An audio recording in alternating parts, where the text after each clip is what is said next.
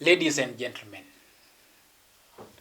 this continent called Africa was once a big piece with no boundaries and no borders.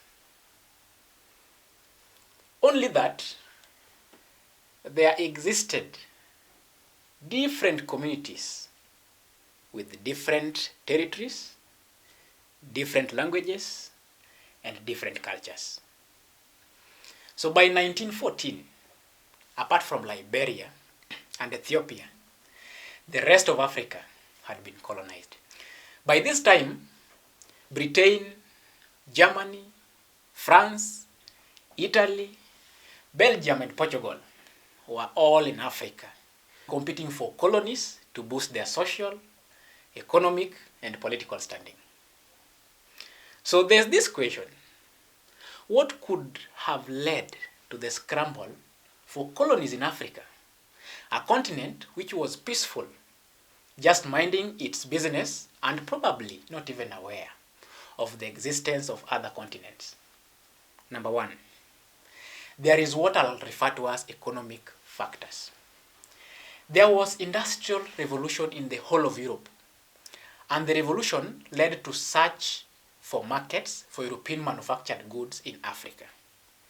There was also high demand for raw materials, and the machines they had just invented processed goods faster than use of human hand.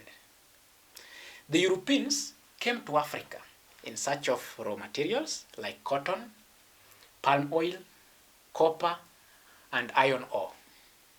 At the time, there were no modernized factories in Africa, and as a result, the population were busy going by their businesses as usual, as was dictated by their respective cultures.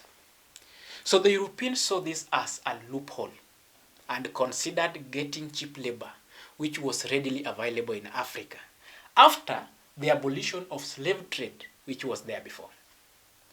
So the Industrial Revolution also led to improved transport system, and this actually helped the Europeans more, since those who were rendered unemployed in Europe due to the invention of machines had to move to Africa to assist in harnessing raw materials. There were also speculations about the availability of deep pockets of minerals in Africa. Actually, gold and bronze had been items of trade in Africa for centuries. I want to believe that you all remember that Africa majorly practiced barter trade. So gold and bronze was one of the items that were used during this type of kind of trade. The discovery of diamond in Kimberley in the 1860s and gold in the 1870s precipitated their appetite for Africa more. I'll place my second category under political reasons. So between 1870 and 1871, there was what is known as Franco Prussian War. This was a conflict between the Second French Empire and the North German Confederation, led by the Kingdom of Prussia. This lasted from 19th July 1870 to 28th January 1871. I know you are wondering, what is this Franco-Prussian War? So this conflict was actually caused primarily by the France's determination to reassert its dominant position in continental Europe, which appeared in question following the decisive Prussian victory over Austria in 1866. By the way, at that time, Germany was still divided into different independent states. Not the one Germany you see today. One of such states was Prussia, which was under Chancellor Otto von Bismarck, who deliberately provoked the French into declaring war on Prussia in order to induce four independent southern German states, namely Baden, Württemberg, Bavaria, and Hesse-Darmstadt, to join the North German Confederation. As a result, he managed to unite all the states into one Germany we see today. During this war, France lost its then mineral-rich Alsace and Lorraine provinces. France had to redeem her lost glory by acquiring 8 colonies in Africa. And the rise of Germany also upset the balance of power in Europe, and there was need to rebalance out through acquisition of colonies in Africa. There was also growth of public opinion and support toward the acquisition of colonies. This was in Europe actually. So with the rise of democracy in European states in the 19th century, it was fatal for any government to ignore public opinion. For example, in 1882, due to public demand, the French Assembly was compelled to ratify the Brazos Treaty with Chief Makoko, thus creating a French colony in Congo. Germany also took over Southwest Africa, that is Namibia, Togo and Cameroon, due to what Bismarck termed then as public demand. And in Britain, the public demanded that Britain had to maintain her position as the leading colonizing power by taking her share in Africa. Military officers in Europe also favored colonial expansionists wars to give them greater opportunities for glory or promotion. For example, in the case of Sudan's colonization, it was the military officers in search of glory and not the French government who directed the extent of French colonization. And my third category is strategic reasons. Under this category, there is the construction of the Suez Canal, which was opened in 1869. The Suez Canal is an artificial sea-level waterway in Egypt, connecting the Mediterranean Sea to the Red Sea through the Isthmus of Suez and dividing Africa and Asia. Its construction promoted a link between Europe and Asia, shortening the routes to Far East. It also promoted international trade. So it also made Egypt gain some strategic importance to Europeans. Unfortunately, the inability of Ismail, who was the ruler then of Egypt, to pay for the cost of the construction of the canal due to his extravagancy led to British full occupation of Egypt in 1882, now that they were a major shareholder in the Anglo-Suez company that owned the canal. The dismayed French planned diversions of the Nile waters to make Egypt a desert after occupying territories to the south of Egypt. It was against this backdrop that Britain claimed Uganda, which is the source of the Nile, in 1894, and Kenya, which was the gateway to Uganda, in 1895, and Sudan, where the Nile passes, in 1898. Of great influence under this category was the activities of King Leopold II of Belgium. He endeavored to create a personal empire, and in 1876, Leopold convened the Brussels Geographical Conference, where he formed a business company, the International African Association, comprising explorers and traders with a mission to civilize Africa, abolish slave trade, and establish free trade. As a result of the activities of his agent by the name Henry Morton Stanley, who created the Congo Free State, Leopold had established a personal empire in 1884.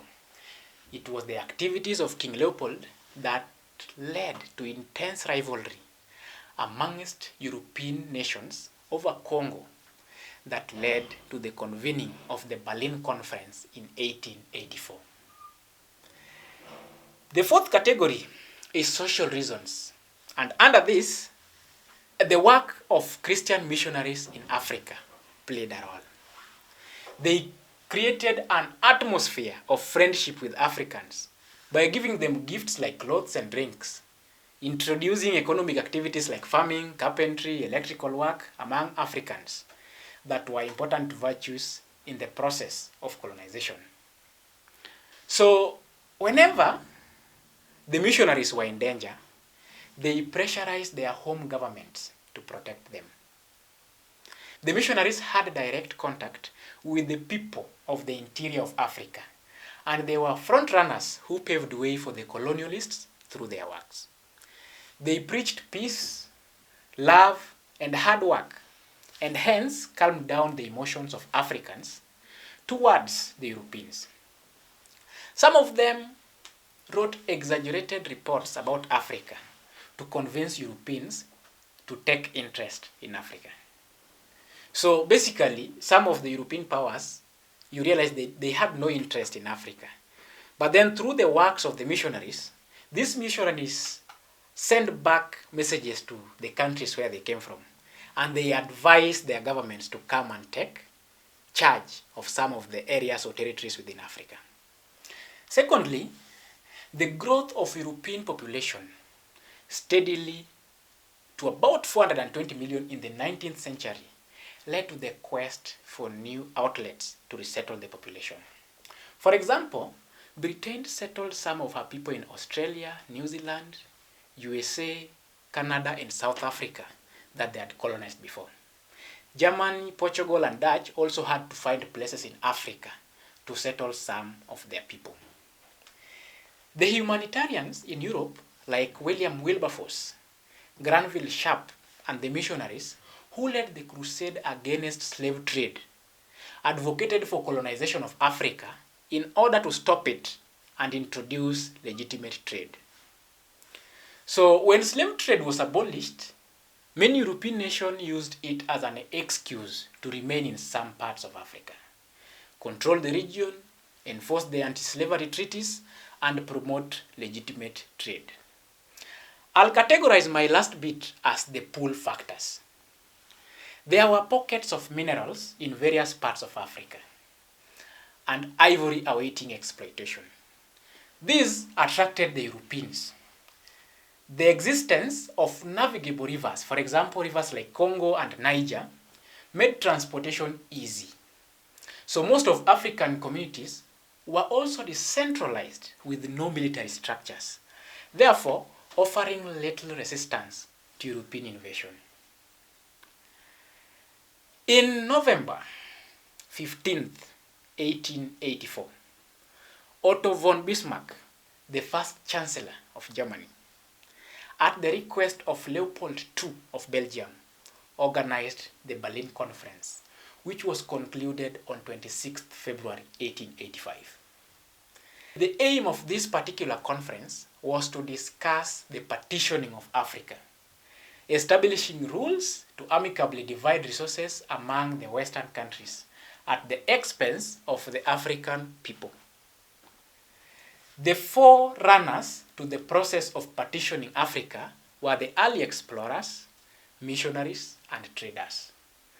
Their activities were succeeded by the making of treaties and agreements in various parts of Africa between trading companies and the locals through their leaders.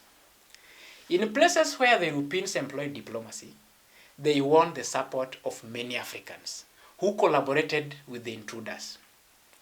The Europeans sometimes blended diplomacy with wars of conquest or use of force, especially against the resisting communities. The partitioning boundaries were drawn along physical features like rivers, mountains, among others. And that is how they came up with the maps we see in Africa today. That is how now there's Kenya with its boundaries, Somalia, its boundaries, Nigeria, its boundaries, and all the African countries. This is where the maps were drawn. So on 15th November 1884, Britain, Germany, France, Belgium, USA, Portugal, and Italy convened in Berlin to lay down the rules for the partition and eliminate conflicts amongst European nations. I want you to remember or know that before these people met, maybe Italy, for example, has shown interest in Ethiopia. Britain from nowhere also comes, shows interest in Ethiopia. Then Germany also comes, shows interest in Ethiopia. If not for them to come together and talk, they could find themselves fighting against each other. And that is why most historians say this could have been the main source of the First World War. And so the First World War maybe could have been as early as 1884, 1885, or even earlier. So when this meeting was going on, the Africans whose continent was being shared were not represented in the conference. The following were the terms of agreement adopted by the end of the conference. Number 1, all signatories had to declare their sphere of influence in an area under each nation's occupation. Once an area was declared a sphere of influence, effective communication had to be established in the area through establishments of firm colonial infrastructures to be followed by colonial administration. Number 3, any state that laid claim to any part of Africa had to inform other interested parties in order to avoid future rivalry. Any power who acquired territory in Africa had to stamp out slave trade in favor of legitimate trade and safeguard African interests. By the end of this, we'll know whether the African interest was safeguarded or not. If a European power claimed a certain part of the African coast, the land in the interior next to the coast became hers. So for example, if Britain claimed control of Kenyan coast, the Mombasa and the coastal line, then the interior of Kenya automatically became hers. The Congo River and the Niger River basins were to be left free for any interested power to navigate. So the European powers vowed to protect and safeguard European interest in Africa, irrespective of their nationality. So they could unite to safeguard the interest of the Europeans. At this point, the scramble for Africa by the European powers had led to the Berlin Conference, and an agreement had been made to partition Africa amongst the powers amicably without conflicts against each other. One thing is still remaining though. Every country each power is interested in had its original occupants, and so a way had to be found of snatching power from such occupants. The Europeans employed the following methods to acquire colonies in Africa. I believe you are getting me right. These people have agreed. They are now splitting Africa, they've partitioned it. Every power is showing interest in whichever territory they are interested in. But then, there are original inhabitants of these areas. So they have to find ways of snatching power from such communities. So number 1, they signed treaties with African leaders. Remember Africa, there were areas with communities which had kingdoms being led by kings. There were areas which had chiefdoms being led by chiefs. So let me give you an example of one of the treaties they signed with the Africans. The British signed the Maasai Agreement in 1904 and 1911, and the Baganda Agreement of 1900. These treaties facilitated the acquisition of those areas for colonization. The treaties were also signed amongst the European powers. So these were known as Partition Agreements. For example, the Anglo-German Agreements of 1886 and 1890 and Heligoland between the British and the Germans over the sharing of East Africa. I want to believe you got me right. So it's like Britain is fighting with Germany over a specific area. They come together, they sit, and then they sign a treaty, making agreement of who should own which part of that area. Number 2, Europeans also employed outright war against the communities that resisted their invasion. For example, the British used military force in the non-resistance from 1895 to 1905. The Germans fought the Maji-Maji Wars from 1905 to 1907, among many other wars that were fought now that Africans reacted differently to this. Interestingly, the Italians were defeated during the Ethiopian campaign by Menelik II in the Battle of Adwa in 1896. I want to believe that when beginning this, I started by saying that by 1914, only Liberia and Ethiopia were remaining among all the African countries. They had not been colonized. So you've known the reason as to why Ethiopia had not been colonized. They actually won the battle against the Italians. Number 3, the Europeans also used missionaries. The missionaries were carrying a Bible in one hand and a gun in the other. They were doing this when trying to convince the Africans to support the European goals. And by the way, the missionaries manipulated local quarrels and took sides in a view to promote European occupation. For example, in the case of Buganda, where we had religious conflicts between Protestants, Muslims, Catholics, and traditionalists, sometimes the missionaries went to war against each other and against Africans. For example, the Franco-Ingereza War of 1892 that pitted the Protestants, which mainly were British, against the Catholics, which mainly were French. So Frederick Lugard's, a missionary then, in his intervention on the side of Protestants, set stage for the acquisition of Uganda by the British. So he played a big role. In Bulozi, Father Francois Koyad convinced Lewanika of the benefits of British protection. So he promised them of protection that would come by them collaborating. In Nyasaland, that is in Malawi, which was depicted as Livingstone's country, missionaries shaped public opinion in favor of imperial control. Number 4, the Europeans instigated intertribal wars, causing some Africans to support them against warring communities. This is what we call the divide and rule strategy. For example, the use of the Wanga against the Luo and the Luya in Kenya. So you'd realize some communities were living without even knowing the existence of other communities. But then the Britain or the British government comes in and then they tell you, we want you to help us fight the other community. So they divide. You fight as they pass through and rule. The Italians lied to Menelik II by signing a treaty of friendship. Funny enough, the terms of this agreement were published in Italian version, indicating that Ethiopia had agreed becoming an Italian protectorate. Remember, whoever signed this didn't even understand, now that he didn't understand the language. The Europeans also gave gifts like clothes, weapons, drinks, among other things to African chiefs and leaders, and thus luring them into collaboration. The white man also employed diplomatic skills.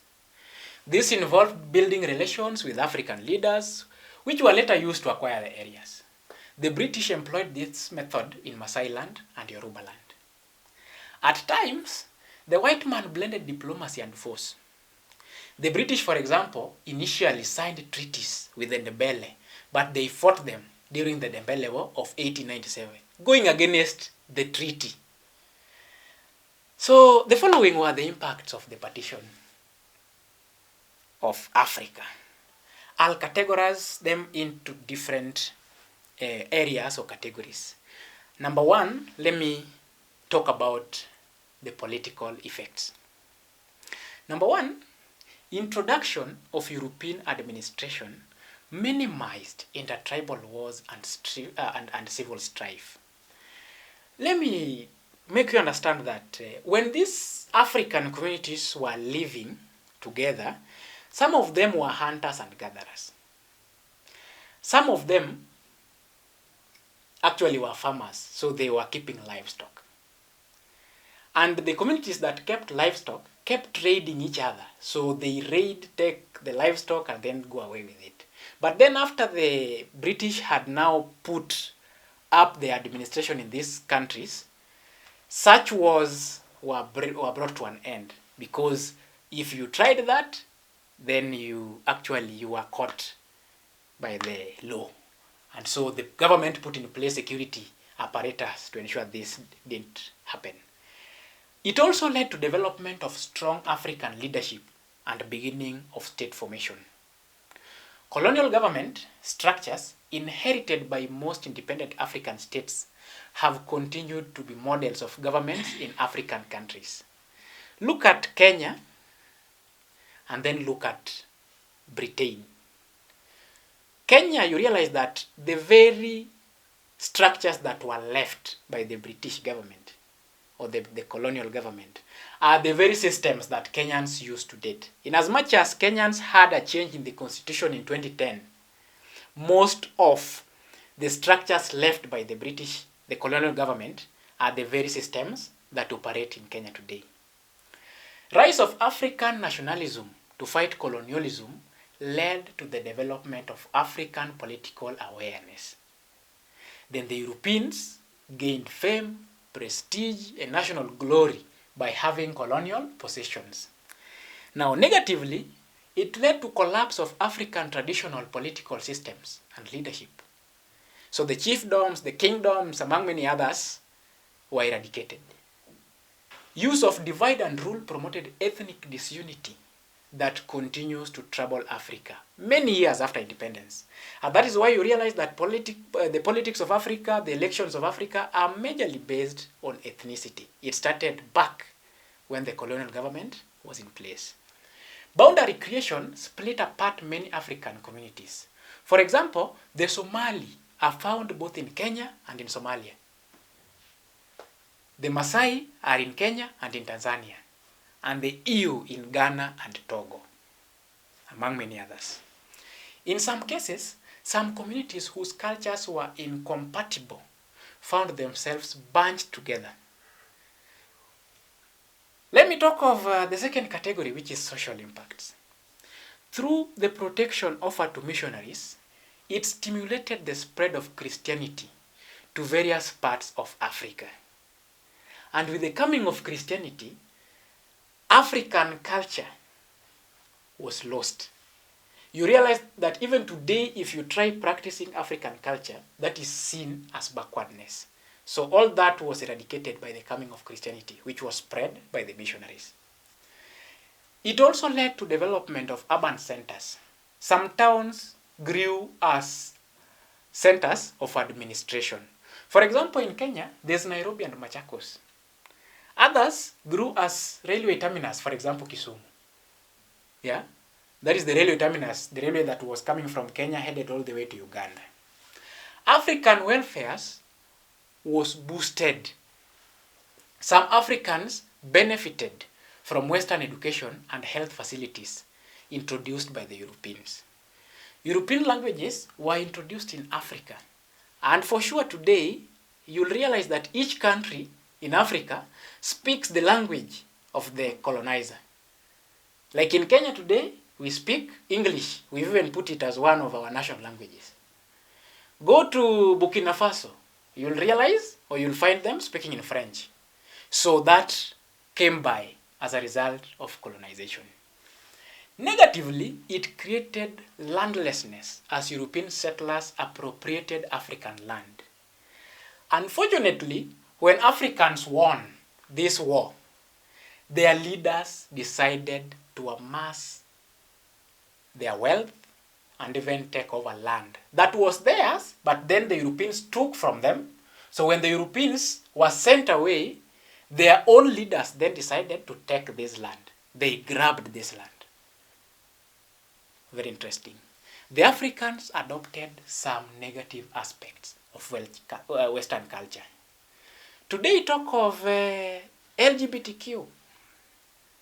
One of the examples I'll always give. In Africa, traditionally, you could not even mention such a term. You couldn't even talk about it because you'd be dead the minute you talked about it. But today, it's common, it's normal, it's a way of life in Africa.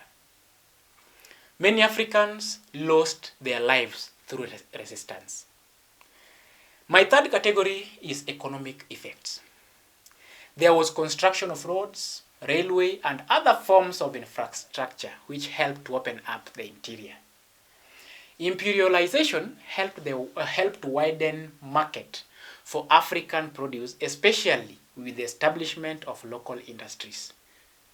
Africans were exposed to European manufactured goods and increase in essential commodities. Partition speeded up the economic growth of European nations because then everybody now knew where they were going to land when they came to Africa. Negatively, forced labor and exploitation of African resources left many parts of Africa impoverished and underdeveloped. Africans were exposed to heavy taxation and denial to participate in economic activities like farming, trade, among many others. So let's stop at that point for today as we wait for another episode where we'll have a look at how different African communities reacted to the European invasion and colonization. Have you ever heard of an African leader who motivated his community into fighting the Germans who had guns, claiming that the water he had smeared on them made them immune to the bullets? Let's catch up for this next time. My name is Kwach, and this is Desert Mamba Productions.